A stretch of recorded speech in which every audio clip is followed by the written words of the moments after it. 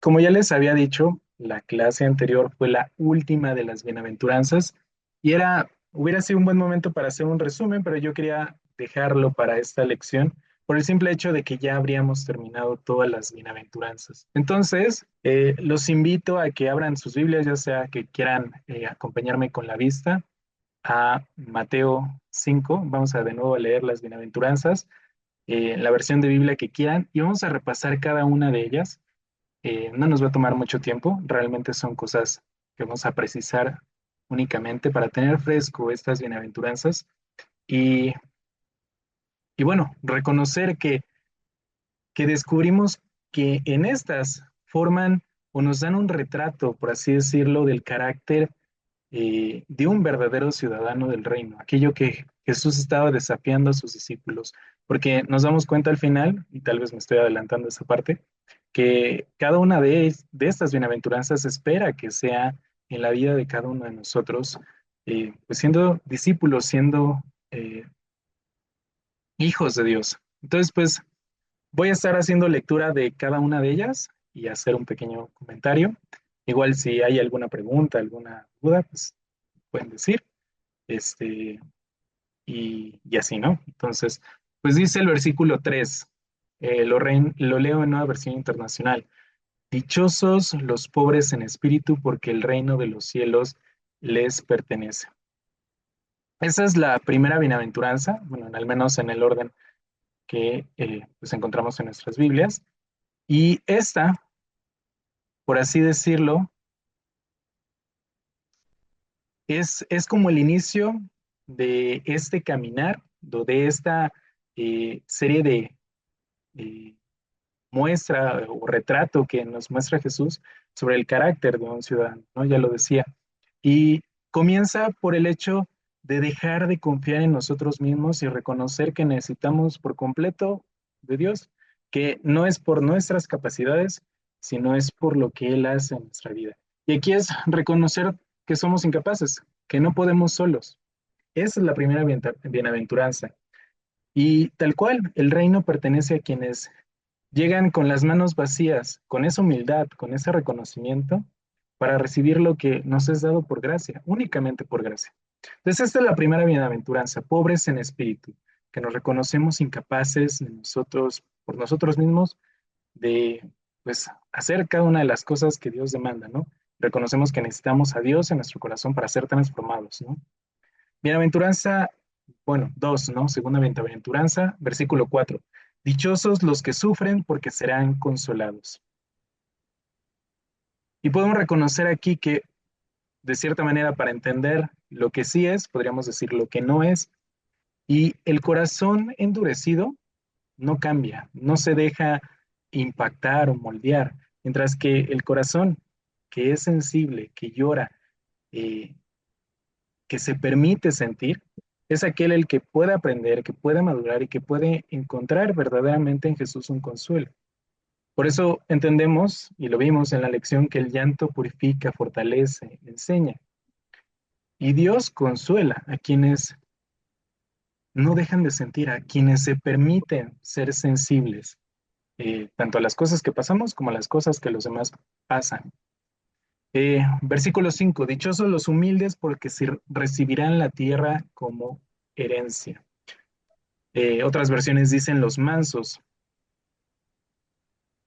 Y esta nos hablaba un poco de la verdadera fortaleza no consiste en imponernos sobre los demás, sino en gobernar nuestras acciones, dejar nuestro control bajo el control de Dios, eh, y que pues el hombre no es fuerte porque se impone, porque obliga, porque logra que las personas hagan lo que él quiere, sino es fuerte porque ha rendido su carácter al Señor. Por eso humildes, por eso mansos, en algunas otras versiones. Versículo 6, dichosos los que tienen hambre y sed de justicia, porque serán saciados.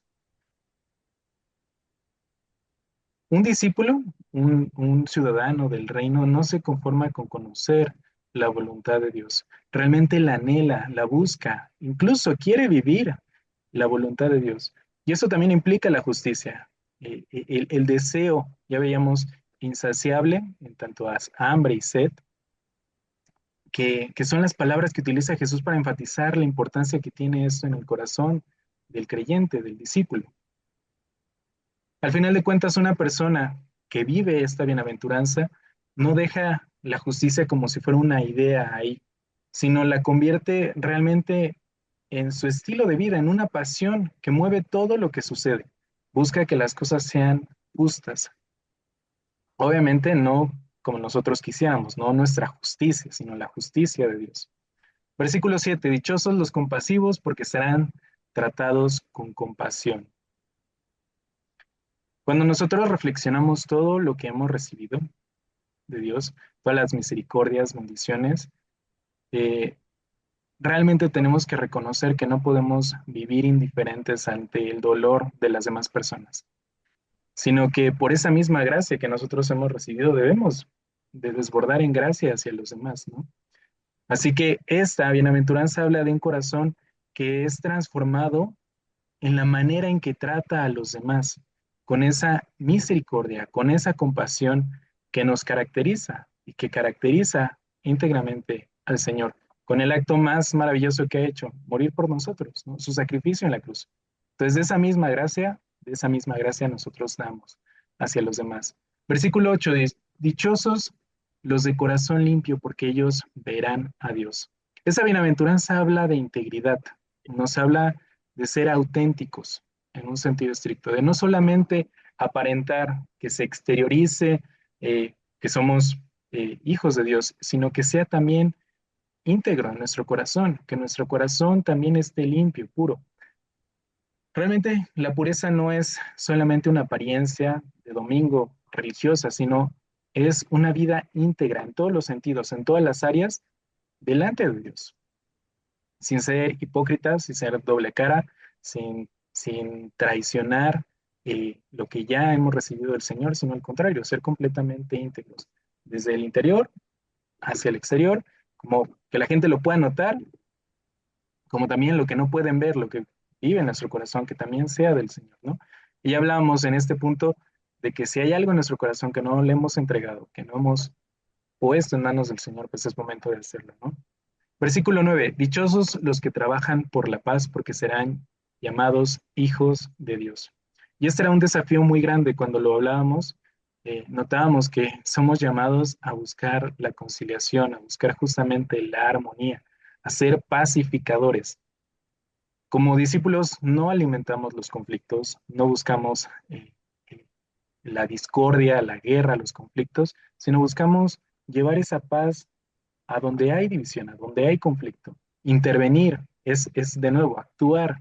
Y eso es un poco de lo que vamos a estar hablando incluso en la lección de hoy, que no nos quedemos quietos, sino actuemos. No se trata de buscar ganar discusiones, de pretender que yo voy a ser el que haga que se haga la paz y quedarme con el orgullo, vanagloria o algo así. No, no, sino se trata de realmente sin buscar alguna ventaja propia, buscar la armonía, ¿no? Y eso de nuevo demuestra el carácter de Dios en nuestra vida. Versículo 10, la octava bienaventuranza. Dichosos los perseguidos por causa de la justicia, porque el reino de los cielos le pertenece. Igual todos han sido en una versión internacional. Básicamente los que son perseguidos por causa de seguir a Dios, ¿no? Esta, pues veíamos incluso los mártires, cada uno de los discípulos, su final, y veíamos que esta bienaventuranza es una promesa a quienes siguen al Señor, pese a las consecuencias que podemos pasar aquí en la tierra, ¿no? Finalmente entendemos que seguir a Cristo tiene un costo, pero, y aquí está el pero que sí, sí vale mucho, tiene una recompensa eterna, y eso es lo que debemos de tener en nuestro corazón. Entonces, estas son las bienaventuranzas. Y ya les decía que hace unos minutos que me había adelantado, pero justamente el versículo 11 comienza, dichosos serán ustedes. Y cuando nosotros analizábamos esto apenas en la clase anterior, nos dábamos cuenta que esto hacía referencia, que todas las anteriores bienaventuranzas, por eso es importante hacer este repaso, nos corresponden a nosotros, son un desafío para nosotros. No es solamente que busquemos ver esto en un cristiano extraordinario, por así decirlo, sino que busquemos que cada una de ellas sea una realidad en nuestra vida. Finalmente, las bienaventuranzas no fueron dadas para admirarlo en otros, sino para que podamos examinar nuestra propia vida con la claridad y el entendimiento que nos da conocer cada una de estas.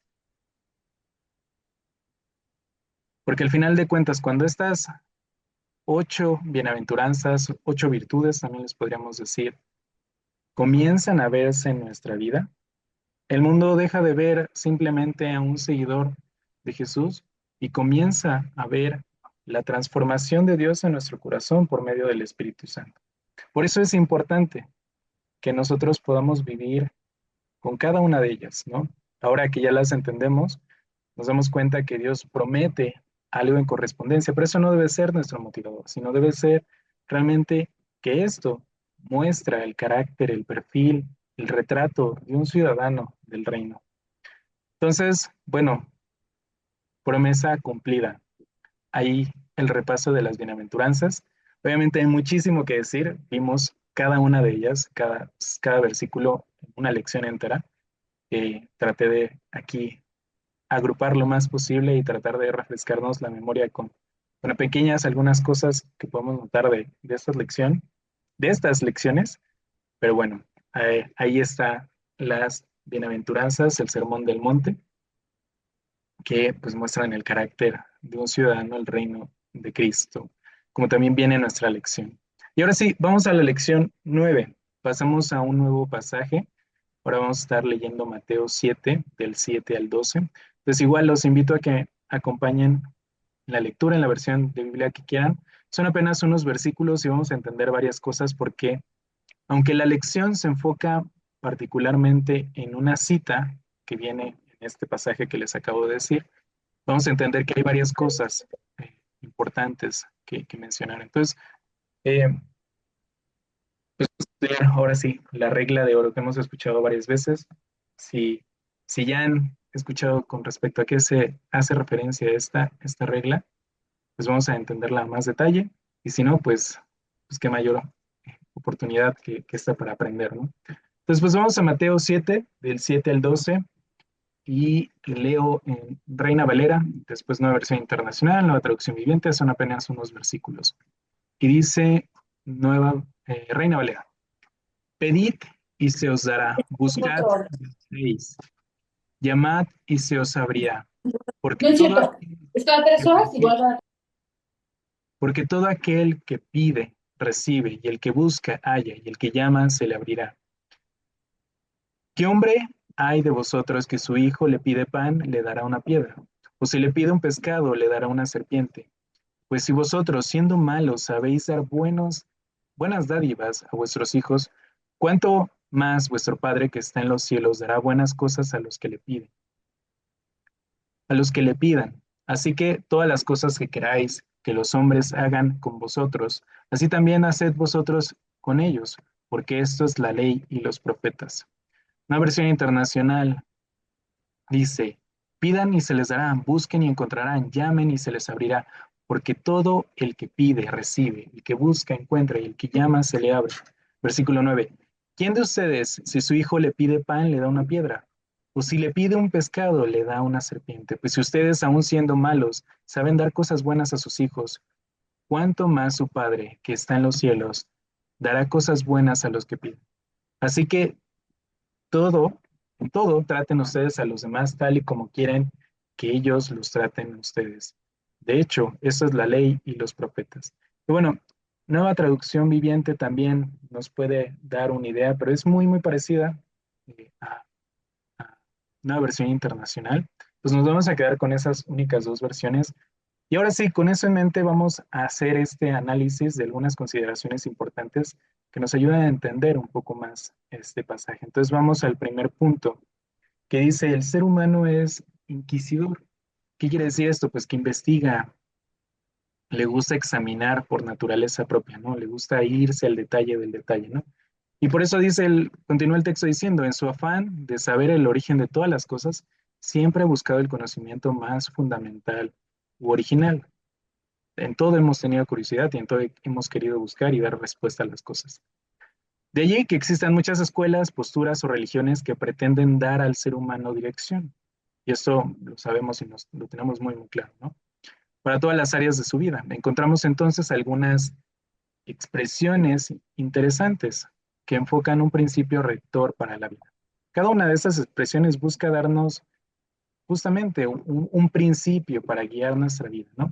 Y dice la primera de Confucio, el filósofo chino, no hagas a otros lo que no deseas que te hagan.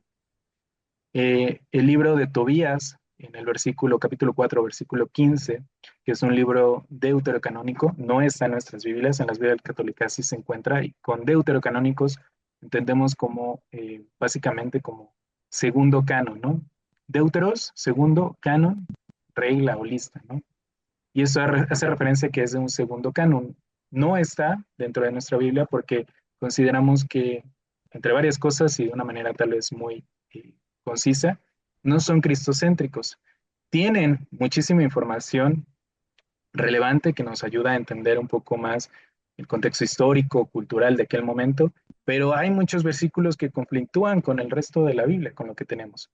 Esa es una de las razones, pero también otra de las razones es que ni siquiera en la Biblia hebrea está. Entonces, por eso Tobías, Sabiduría, Macabeos, infinidad de libros que podemos encontrar como deuterocanónicos no están en nuestra Biblia.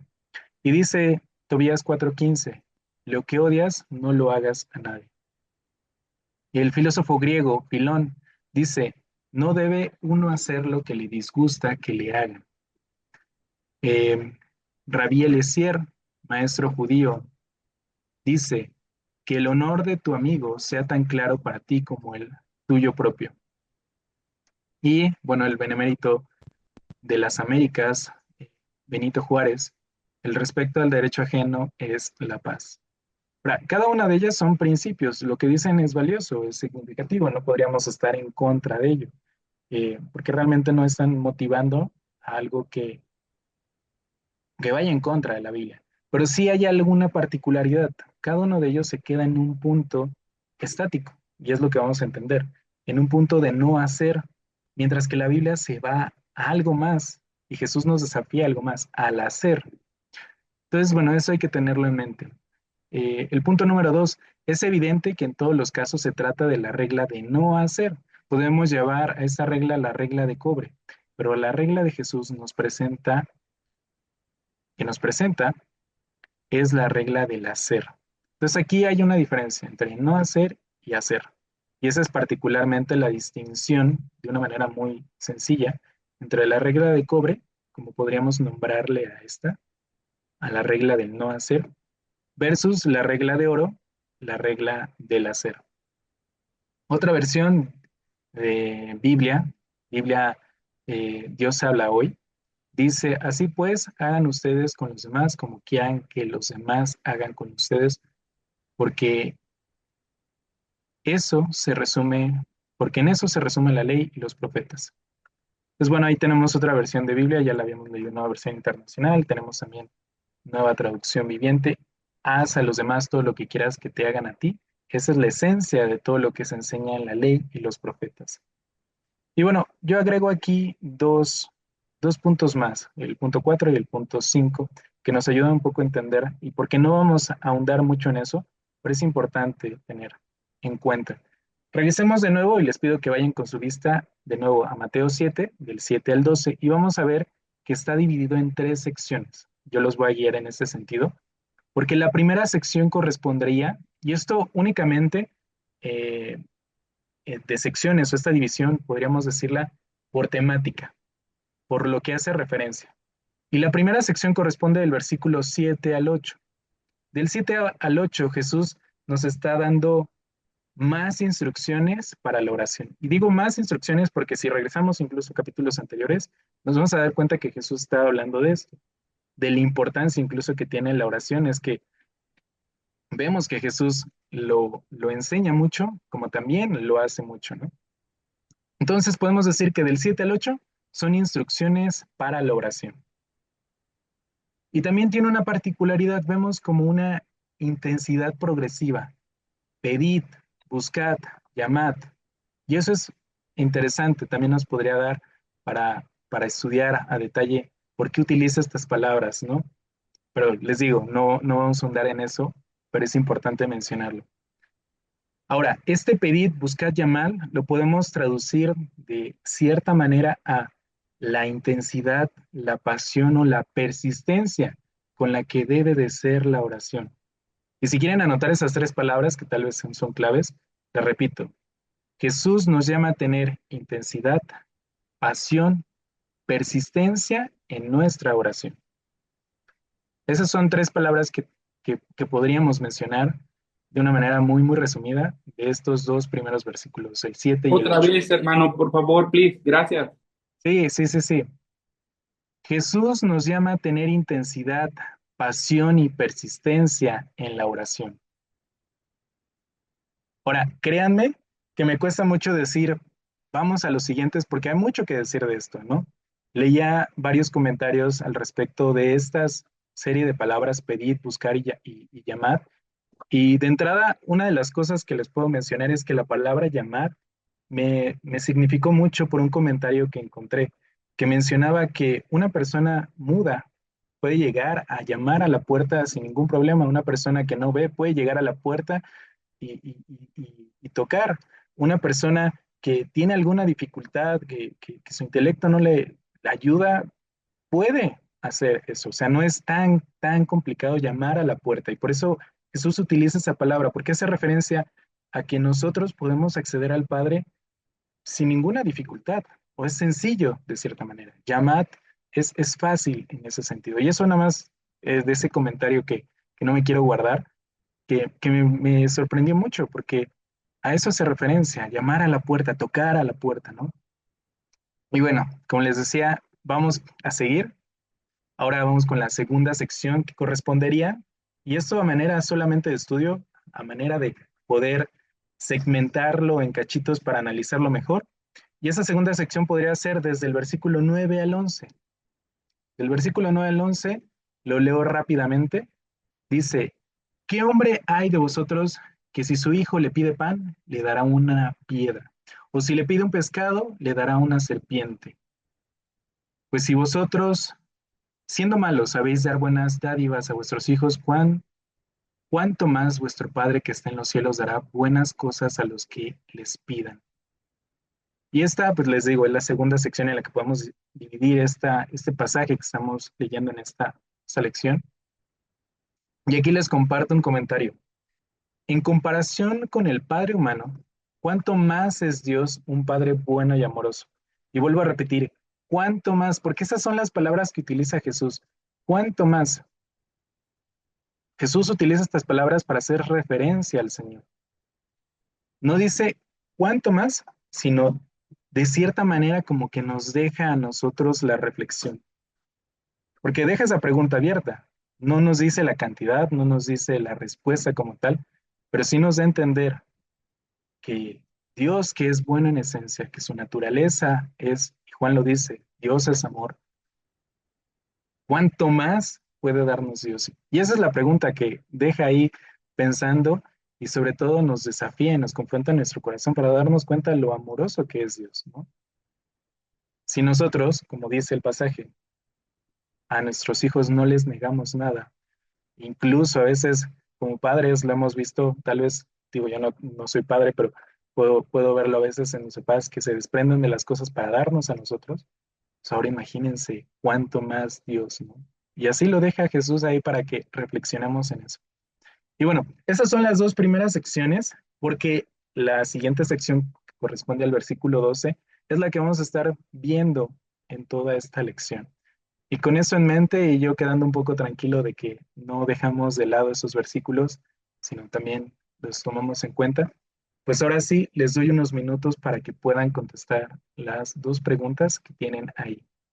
¿Qué diferencia encuentra usted entre esta regla del no hacer y la regla de oro propuesta por Jesús? ¿Cuál sería la diferencia o diferencias? ¿Y en qué área de la vida se puede aplicar la regla de oro? Doy apenas unos 2 minutos. Bien, pueden ser preguntas a las que podamos regresar una vez pues, terminada la lección, porque tal vez nos daremos cuenta que nuestra respuesta podría ser diferente o podríamos completar la respuesta, ¿no? Entonces, vamos a dejarlas por ahí un momento y vamos a continuar con la primera idea central. Tenemos cuatro ideas centrales y la primera vamos a escribir un principio de conducta activa. La primera idea central, un principio de conducta activa.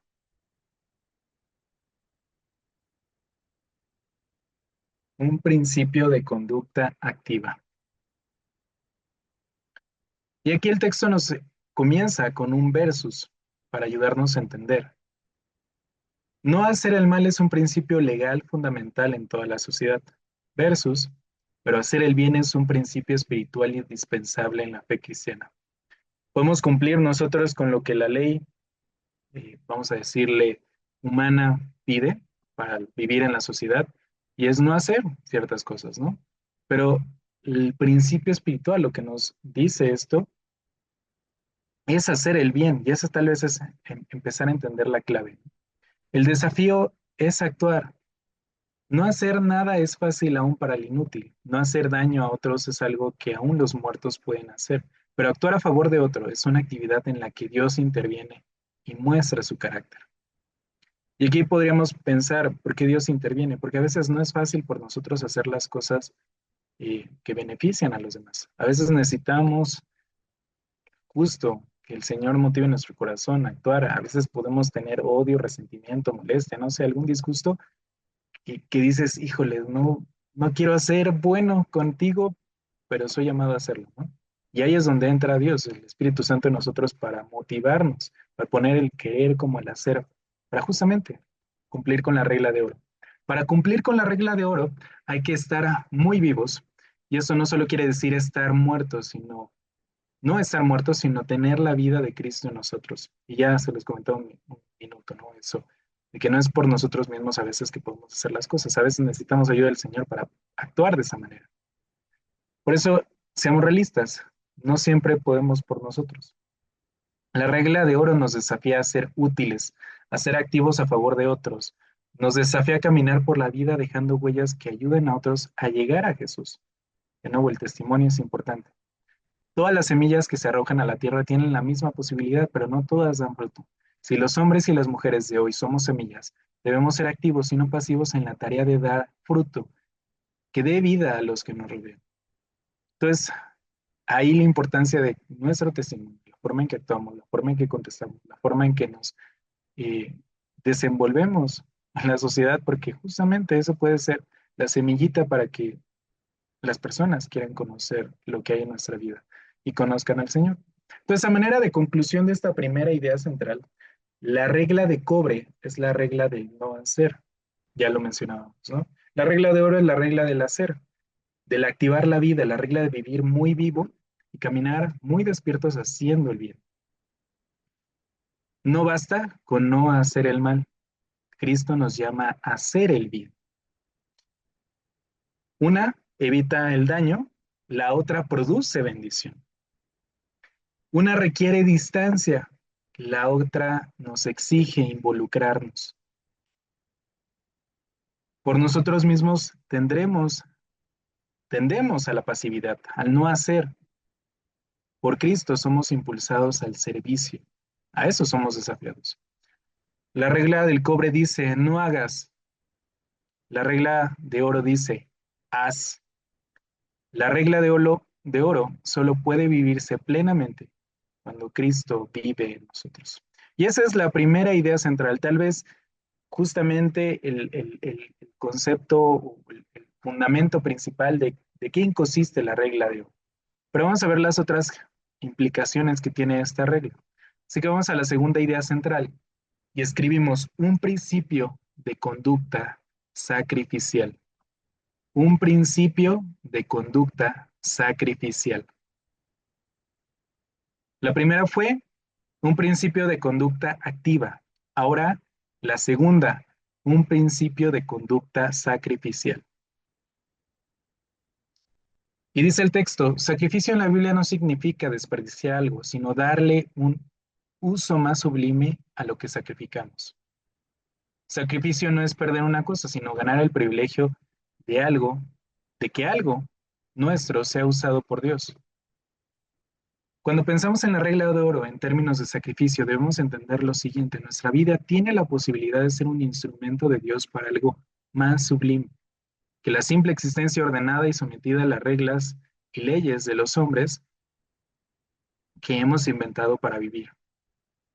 Y es aquí importante tener en cuenta que el Señor nos utiliza como miembros del cuerpo de Cristo, siendo sus manos, siendo sus pies, siendo su boca para transmitir bendición, para ir y bendecir a otras personas. Y es justamente eso lo que estamos leyendo.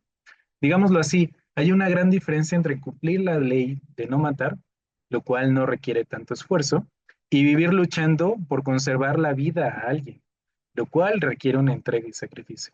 Y ese puede ser un ejemplo. Ahora vienen otros. Cumplir con la ley de no rayar las paredes de una escuela no requiere el sacrificio. La entrega y el trabajo de pintar las paredes de una escuela sí lo requiere. No dañar las llantas de un auto no requiere esfuerzo de ayudar a un vecino a componer el neumático de su carro. Pues de nuevo, el no hacer versus el hacer. La regla de cobre, la del no hacer, puede hacer de nosotros gente intachable en cuanto al cumplimiento de las leyes, prohibiciones, mandatos, normas, todo lo que emane de él. Pero la regla de oro hace de nosotros personas con una misión, con un objetivo en la vida, cuya vida tiene una razón y una utilidad más excelsa que la simple existencia honorable del religioso, que no le hace ningún mal a nadie, pero a nadie le hace un bien. Entonces, a manera de conclusión de la segunda idea central, podemos decir tres cosas, cuatro cosas, cinco cosas. Dejemos de preguntarnos únicamente qué debo evitar y empecemos a preguntarnos qué bien puedo hacer. Hay una diferencia en eso, entre qué debo de evitar, qué no debo de hacer, a qué puedo hacer, de qué manera puedo ayudar, de qué manera puedo bendecir. Eh, Porque como ciudadanos del reino solo vivimos para no pecar, vivimos para amar, servir y bendecir. A eso somos desafiados, amar, servir y bendecir. Y podemos decir que nuestra vida sea de bendición para muchos. Eso es lo que nos desafía la regla de oro, a que nuestra vida sea de bendición para muchas otras personas. Y como ilustración les comparto, cuando estaba en la prepa, fueron los últimos años que estuve en los Scouts. Aquí está mi pañoleta. Y aquí hasta abajo hay un nudo que, bueno, si se darán cuenta, está como trenzada la pañoleta. Se, si yo la voy girando, se puede ir destrenzando y viceversa, ¿no? Tal cual, esa es la palabra, trenzar. Y los scouts tienen una costumbre interesante. Al ajustar el nudo de la pañoleta, justamente este que queda hasta abajo, eh, recuerdan, algunos lo hacen en la noche, algunos lo hacen en el día, ¿cuál fue mi buena obra de hoy? O sea, por lo menos en el grupo en el que yo asistía, cada vez que yo me arreglaba la pañoleta, acomodarla que quedara toda, pues, trenzada, como así decían, me decían, ¿cuál fue tu buena obra de hoy? Y de manera similar, el discípulo del Señor, nosotros como ciudadanos del reino, deberíamos de terminar el día preguntándonos no solamente qué pecado evité, sino a quién amé, a quién le serví, qué bien hice para gloria de Dios. Y ese tal vez es un principio valioso en el escutismo, en los scouts, pero como cristianos somos desafiados a esto diario, todos los días, a bendecir, a, a servir, a amar a los demás. Entonces, Dios no necesita vidas neutras, sino vidas que se den a los demás. Ejemplo, nos dio con su sacrificio y salvación. Y esa es la segunda idea central. Vamos a la tercera. Un principio de conducta comprometida y solidaria. Un principio de conducta comprometida y solidaria. Un principio de conducta comprometida y solidaria.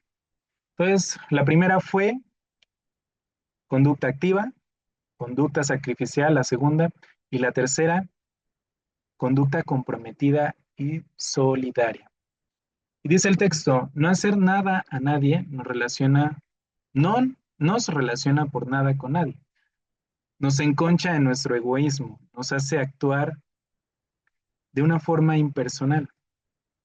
¿Quién habría de agradecernos porque no le hicimos una grosería? Nadie, ¿no? O sea, en cambio, hacer un bien de acuerdo a la regla de oro nos relaciona con otras personas, nos ayuda a ser solidarios, nos ayuda a establecer una relación y un compromiso. Alguien, por algo nos agradece y se relaciona con nosotros, y si acaso nuestra acción a favor de otro no obtiene respuesta, igualmente nos ayuda a establecer una relación de amor, tal vez mal correspondido, pero no deja de ser amor. En la segunda idea, habíamos hablado de la conducta sacrificial, y hay que reconocer que cumplir con la regla de oro, haciendo a los demás lo que me gustaría que hicieran conmigo, implica riesgos, exige tiempo, esfuerzo, y nos compromete seriamente nuestra persona, pero es la única manera de ser un cristiano auténtico. Ya veíamos que Jesús resumía la ley y los profetas eh, con dos mandamientos: amar a Dios por encima de todo y segundo, amar a nuestro prójimo. Entonces, de nuevo, ser un cristiano auténtico es justamente mostrar ese amor. Entonces, a manera de conclusión de esta tercera idea central, cumplir con la regla de oro es vivir para los demás, no admitiendo egoísmo en nuestro corazón. Es entender que somos parte de un plan divino para salvación de otras personas, que somos un instrumento que Dios puede utilizar para impactar el corazón de los demás. Es hablar, callar, hacer y dejar hacer con el propósito firme de ser bendecidos, ser bendición a otros, con el propósito firme de facilitarle la vida a los demás. Es encontrar la felicidad en la solidaridad, es encontrar la clave para ser feliz, es hacer feliz a los demás que nos rodean, es vivir comprometidos con aquellos a los que el Señor Jesús se refería cuando dijo, ama a tu prójimo. Entonces, esta es la tercera idea central, comprometida y solidaria. Y vamos con la última idea central. Es un principio de conducta bíblico. Y eso es lo que escribimos. Es un principio de conducta bíblico. Es conducta activa, sacrificial, comprometida y solidaria. Y es un principio de conducta bíblico. El Señor dijo, porque esto es la ley y los profetas.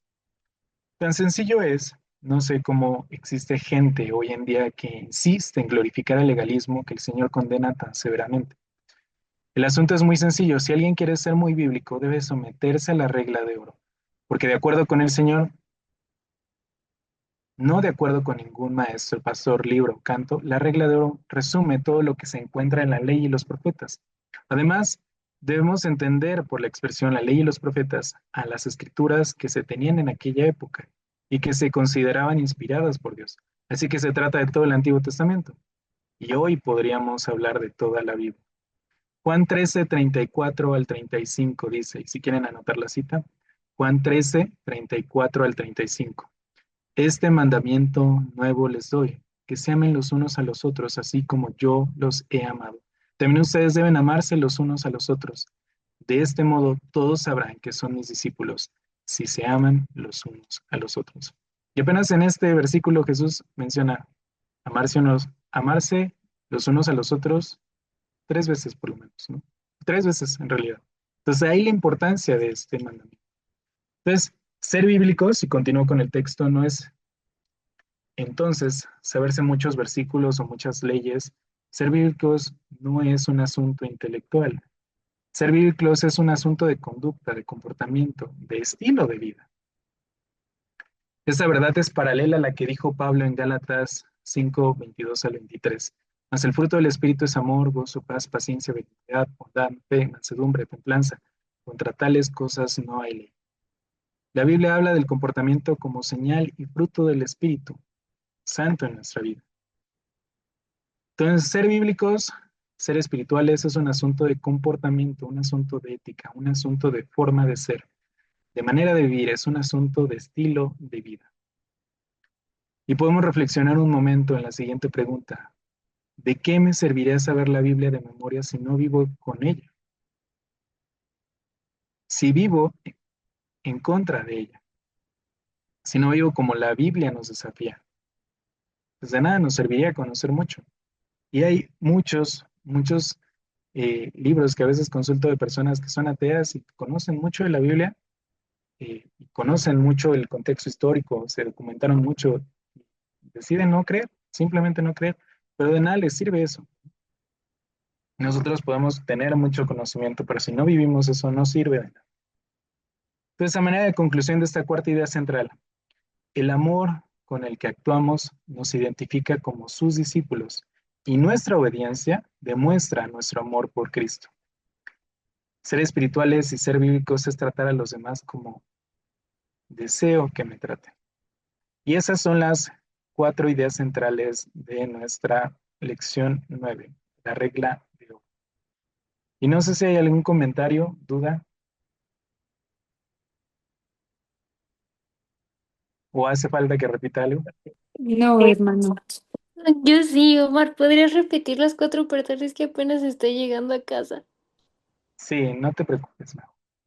Bien, vamos con la primera. Un principio de conducta activa. Primera idea central, un principio de conducta activa.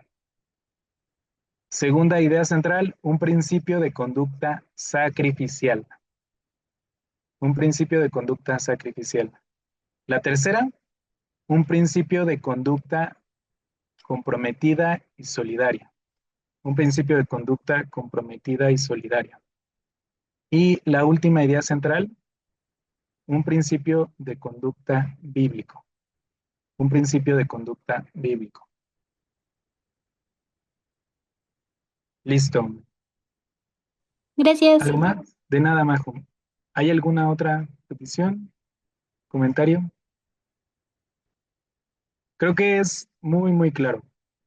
Y mientras más claro, más fácil incluso de actuar ya, ¿no? De manera inmediata, en un estricto sentido. Entonces, pues bueno, creo que esta cita también es clave, la de Juan 13, el 34 al 35. Somos desafiados. Dios nos manda, Jesús nos manda con este nuevo mandamiento, amarnos los unos a los otros. Y de esta manera, con la regla de oro, podemos mostrar ese amor y cumplir con este mandamiento, haciendo por los demás, y no solo quedándonos sin hacer, sin lastimar, sin cuando, justamente. Ya lo veíamos en las bienaventuranzas, ser también compasivos, ser en ese sentido misericordiosos con los demás, ¿no? Al ver una necesidad que nos afecte y que deseamos actuar, ¿no? Entonces, bueno, vamos a escribir la verdad fundamental, la última frase que vamos a anotar, y es muy sencilla, tal cual. Es prioridad de Jesús que hagamos el bien a otros. Es prioridad de Jesús que hagamos el bien a otros.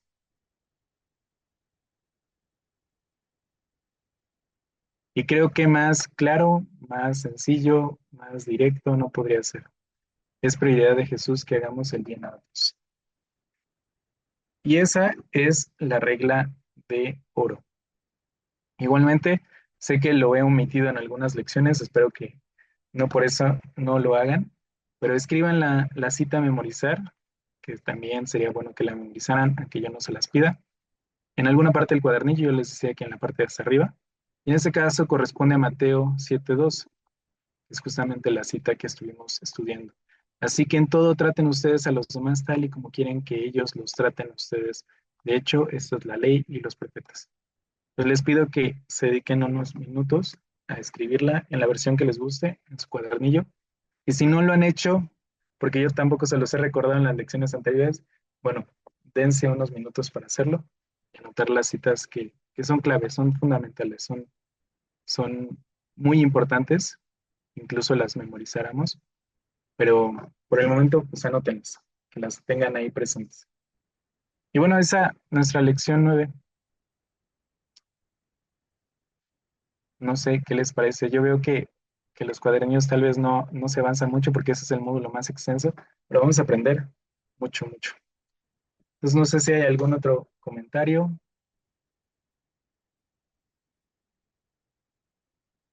¿Todo claro? ¿Todo bien?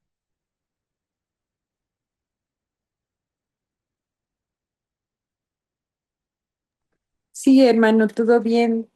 Aquí en la primera pregunta que dice, ¿qué diferencia encuentra usted entre estas reglas, el de no hacer y la regla de oro propuesta por Jesús? Pues que el Señor Jesús nos pide que hagamos por otro lo que quisieran que hagan por nosotros. Y aquí es el mandamiento que Él ha dicho, ama a tu prójimo como a ti mismo. Es una forma de relacionar ese mandamiento con la regla de oro. Ama a tu prójimo como a ti mismo. Ese mandamiento que Él nos dejó. Es mi Sí, comentario, hermano. sí, tal cual, es así. Ya vemos que la Biblia se explica con la Biblia y nada se contradice, al contrario, se reafirma. Y ya hemos escuchado al Paz que varias veces nos dice que las cosas que se repiten en la Biblia tienen mayor importancia, ¿no? Y aquí tal vez no lo está diciendo de la misma manera, pero sí nos está enfatizando lo mismo. Entonces es un principio de vida como ciudadanos del reino, como hijos de Dios, como sus discípulos, ¿no? Que actuamos de esta manera, con amor, con compasión, haciendo, bendiciendo a los demás con nuestra vida. ¿Hay algún otro comentario? ¿No? Bien, están muy calladitos. Yo, hermano, Sí, digo, a lo adelante. mejor es un comentario más apegado a mi profesión, a mi actividades, pero ahorita me causa esto algo hermoso, porque nosotros técnicamente lo llamamos en auditoría la causa-efecto, ¿no? Entonces, creo que eso es una situación que nosotros técnicamente siempre buscamos para buscar la razón de una irregularidad, así le llamamos. Pero aquí en un comportamiento humano, creo que en la regla de oro, creo que es algo fundamental, ¿no? Debe de haber siempre una causa y un efecto, pero por ello es que busquemos que nuestras acciones den frutos positivos, ¿no? Porque también hay causa-efecto, ¿no?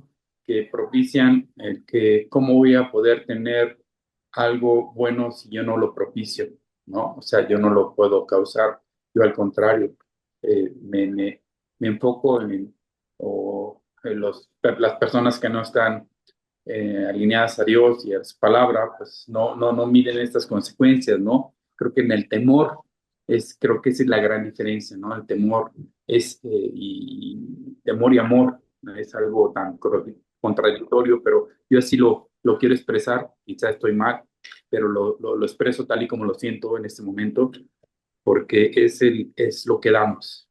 Gracias. Gracias, hermano Juan Manuel.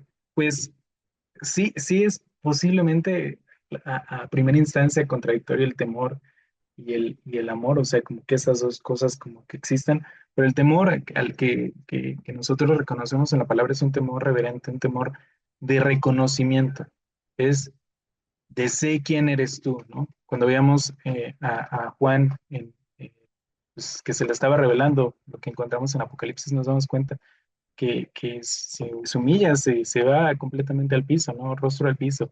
Igual Isaías dice, mi boca está impura, ¿no? Y de esa manera reconocemos que somos nosotros pues apenas una nada en comparación a lo que es Dios, ¿no? Y ese reconocimiento, esa conciencia nos debe de motivar a buscar justamente alabarlo, enaltecerlo, glorificarlo con nuestra vida. Eso es lo que motiva el temor reverente, ¿no? El principio de la sabiduría es el temor de Dios, ¿no? Es ese reconocimiento, es esa claridad, es entender justamente eso. Y bueno, eso por un lado. Por otro lado, también Jesús nos manda a justamente hacer esto, a hacer amor, en la forma en que nos relacionamos con los demás, ¿no? Dios es amor y si nosotros actuamos de esa manera, estamos reflejando lo que Él es en nuestra vida. Entonces, pues, por cualquiera de los dos caminos llegamos al mismo punto, actuar de esa manera, ser desafiados a actuar como Dios espera de nosotros, con amor, con compasión, con un reconocimiento de quién es Dios y a quién le pertenecemos, porque somos sus siervos, somos sus discípulos, somos sus hijos, pues de esa manera deberíamos actuar, ¿no? Entonces, pues sí, sea como le busquemos, vamos a llegar a la misma conclusión. Tenemos que actuar de esa manera, ¿no? Ahora la cuestión es ser muy consciente de cómo actuamos y detenernos tal vez cuando podríamos contestar, cuando podríamos decir, cuando nos podríamos atravesar en el coche, cuando cualquier cosa, cualquier cosa, porque es muy sencillo actuar eh, por impulsos carnales, ¿no?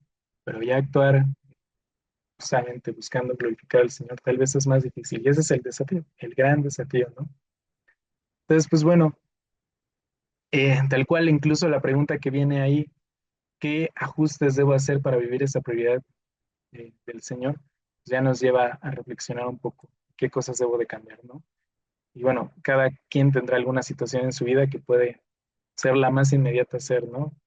A corregir la forma en que nos relacionamos con nuestra familia, a corregir con la que es con nuestros compañeros, en la escuela, no sé, cualquier situación, corregir algo, cambiar y pues, de ahora en adelante actuar de esta manera, ¿no?